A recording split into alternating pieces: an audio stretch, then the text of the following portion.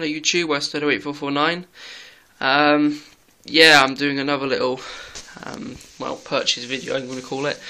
Yeah, basically a little while ago, if you remember, I went to a toy and train fair down in Exeter, and I came back with a few little bargains, train, a few coaches, wagons, things like that. A little bit of track. So yeah, today I went to a different one, a bit more local to me, and I brought a few things. So it's going to be really quick. It's mostly what I brought is just track. But anyway, yeah. Now out of this big pile of points I've got here, only 3 of them are any use to me, only work, and unfortunately they're all left-handers. Now the problem with that is my layout, my new design of the layout, has got 6 right-hand points, and they're almost bang in a row, 6 in a row, so they need to be very good, and I was thinking I'd have to go out and buy brand new. But while at this, move those to one side, while at this show here, I came across these. Now, as you can see, they're all right-handed points, but the nice thing about them is they're brand new and they cost me £3.50 each. Now that I worked out to be a saving of about £30 if I'd brought it all separately, but as well as that I found this nice brand new Y point, which I believe, I wasn't planning on buying this, but when I said to the bloke who was selling it, can I have 6 for £20, and he said yeah, sure. So I had to rummage around, and instead of buying another right hand point, I don't believe I only needed 5, but 6 would be better. I found this instead. So anyway, yeah, is all I'm basically saying is these sales, they aren't just all second hand. Most of it is second hand. I saw quite a few brand new locos, some of them that came out literally about 5 weeks ago, a few locos like real brand new ones. There are DCC there as well as DC. So anyway, yeah, if you do ever get a chance to go to one, I would highly recommend it. You need to take along about £45–50, something like that, if you want to buy something decent. Locos start from as little as £12 for like old second-hand ones. The most expensive one I saw there was £175, and that was a super detail LMS. I can't tell you anything else more than that. But anyway, yeah, so the other thing I brought is in this bag, so it's all one-handed. Not very exciting, this one, but very useful. I brought myself, you'll recognise these as the Hornby buffers, 50p each. I got 4 of them. On top of that I got 2 Pico buffers, 50p each again.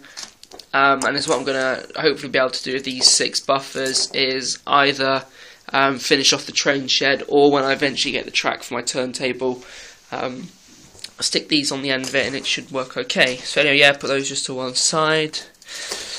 But now the next thing I got is it's not quite really how to explain it. It's very useful to me. Now most people who buy these won't find it very useful. Basically, the helix which I'm sitting at here hasn't got the track on it, and I need it to be second radius. At the moment I've only got first radius track spare, so when this came up here, 8 pieces of brand new second radius track, I thought I'd have to have that. Very useful. On top of that there is 9 half straights and even 1 more right hand point, which is all very, very useful for me. The other thing I've got is the previous DC controller. Now, out of all the DC controllers, I believe the Hornby version of this here is the best one. I'm not quite sure why. I think it's because it's very simple to use, just plug and go like all of them. But I suppose, yeah. But more than that, the control here is weighted. It feels like it's weighted. So when you move it, there's resistance, which means it feels a bit more harder to use, like harder to break, a bit more solid, and it's also more accurate, I feel, to use. So anyway, yeah, that's what I brought. Obviously that came with the controller transformer as well. So yeah, basically that there will now give me DC and DCC. Now, I've been doing some looking into it, and it is 100% correct that it's very bad to run DCC locos on a DC line and vice versa. So what I'm going to have to do is either lift off any DC trains, or what I'm probably going to do is put all of these pieces of track in here will be dead until I flick on a switch. Which means there'll be no power going to them, which therefore means I'll be able to safely leave locomotives there. They won't go accidentally or anything like that, and they'll only ever get power when I want them to, which means I'll be able to run DC and DC locos on the layout without lifting them off. I hope to be running 100% DC eventually, but for instance this train here is DC at the moment, and to convert it to DCC will take quite a bit of time, and it may risk burning out the motor or something like that. So basically, yeah, that is it. That is what I brought with this track here. It now means I'll be able to complete my layout, and I will be able to get you an update, hopefully, of the track working without any flaws, and a few other little ideas going on in my head to do with this area. They'll be coming up in the next update or the update after it. I'm not quite sure at the moment. So, yeah, just to finish off by saying, if you do ever get a chance to go to a toy and train fair, you pick up some really good deals, quite cheap.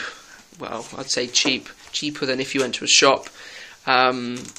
So yeah, just in case anyone asks, this is half of a Pendolino Virgin set. There would be another polystyrene box on top of it with the train in, so that's why it was a bit cheaper, I suppose. So anyway, yeah.